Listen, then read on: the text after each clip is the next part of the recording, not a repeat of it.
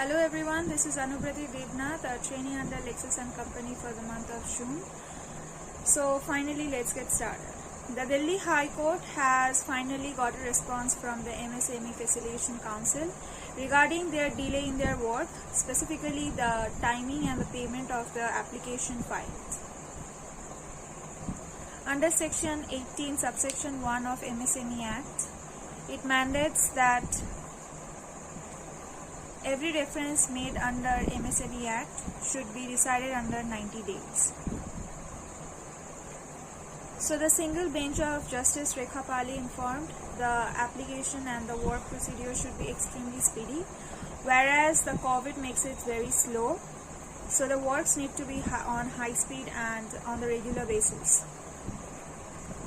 Now in this backdrop, finally the court has ordered it is deemed appropriate to first call for a status report from both the respondents, setting out their pendency and the correct time frame of processing applications.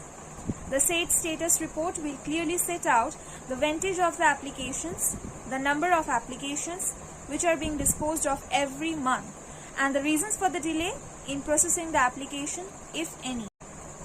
With the help of advocates Ankur Mahindra and Rohan Taneja, the petition was filed on behalf of N.K. Kapoor and Company Private Limited. According to the petitioner, the complaint was filed on 5th February 2021 regarding the delay of payment on 2 crore under MSME Act. After that, the 90 days action was not implemented properly.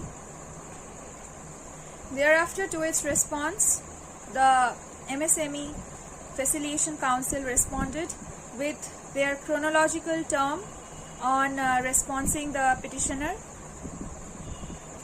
According to them, the MSME Samadhan website included 7,569 applications, among which 80% and 90% of the work is pending. Therefore, the High Court has ordered to finally put their applications and their actions on within their 90 days of period, and there should be no delay among them.